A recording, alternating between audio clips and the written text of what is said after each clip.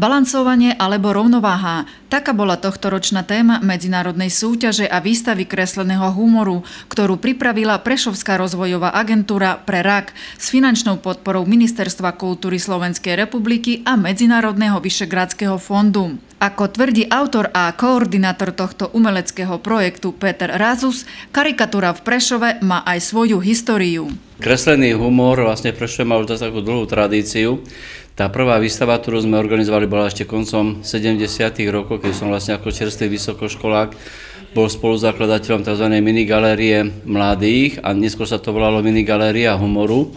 To znamená, že tá tradícia vlastne tu existovala. V tejto minigalérii sa prezentovali slovenský, český, nemecký, bulharský, vtedy sovietský a ďalší autori. Po 20 rokoch sa nám vlastne túto ideu podarilo teda ako zmeniť alebo teda nejak oživiť. A kýchanie mozgu je stále provokácia. Ľudský mozog vlastne dokáže od tých najúžasnejších vecí až po tie najkrutejšie a veľká časť autorov sa snaží vlastne aj zmapovať túto situáciu.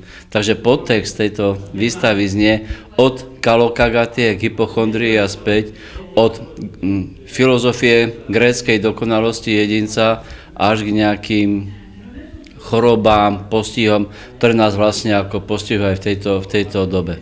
Na druhý ročník celosvetovej súťaže kresleného humoru Kýchanie mozgu 2012 sa prihlasilo 198 autorov z 53 krajín a medzinárodná porota vyhodnotila 874 prác. Členovia odbornej poroty hodnotili predovšetkým netradičný pohľad na problém rovnováhy vo všetkých jej podobách a výtvarné spracovanie nápadu. Súťaž mala veľmi vysokú úroveň, bolo veľmi ťažké vybrať, pretože kolekcia bola naozaj veľmi rôznorodá. Boli tam práce veľmi remeselne dobre urobené, niektoré s jemným humorom, niektoré s hlbokou myšlienkou, niektoré by som nazvala možno aj takou politickou kreslenou satírou, ale v podstate porota celkom mala taký podobný názor na vec, takže sa teším, že sme dospeli spoločne k nejakému konsenzu a že sme vybrali to, na čom sme sa všetci zhodli a myslím, že tie finálové práce sú naozaj veľmi výnimočné, veľmi vtipné a veľmi aj profesionálne dobre spravené. Najúspešnejším autorom sa stal Bobiša Todorovic zo Srbska. Druhú cenu získal Sergej Jelkin z Ruska a tretiu cenu si odniesol rumunský autor Axiente Doru. Myslím si, že se nám podařilo zvolit takový způsob hodnocení, že jsme to množství chyb snad vyeliminovali na nejmenší možnou míru a že jsme vybrali opravdu práce, které si to ocenění zaslouží. A že to jsou věci, které mají pointu, mají nápad, jsou dobře výtvarně zpracované a mají v sobě většinou i ten takzvaný druhý plán nebo i třetí. To znamená, že to není jenom ten první nápad, že se zasmějeme někdy nahlas a někdy méně nahlas, ale že ten obrázek v nás zanechá nějaký dojem a vlastně tam nacházíme i další podtext, který ten autor tam vlastně sděluje a nechává prostor pro diváka, aby se nad tím zamyslel. Takže ne každý obrázek kresleného humoru musí být jaksi bomba na trhání bránice a smíchu, ale může to být někdy věc, která nás někdy i zachmuří nebo nepotěší, protože atakuje některé vážné problémy mezilidských vztahů nebo z života na zemi vůbec a tak dále.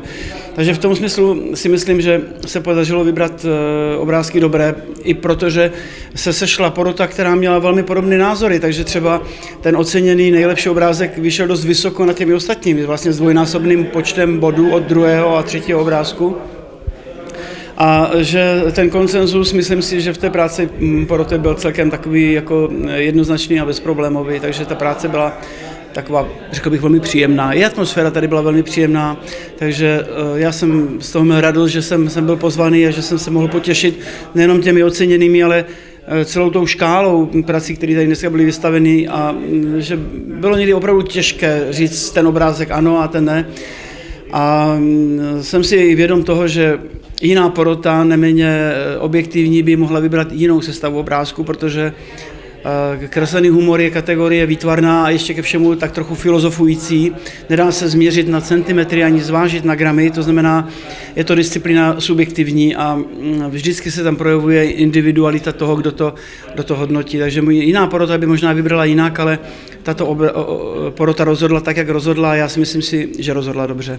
Svoje práce do súťaže kresleného humoru poslali aj karikaturisti z Ukrajiny. Treba podotknúť, že partnerom tohto projektu je aj nadácia Korespondent z Užhorodu. Svojimi dojmami z hodnotenia prác sa s nami podelil aj člen medzinárodnej poroty, zástupca generálneho riaditeľa televízie TISA 1 Zoltán Kulin.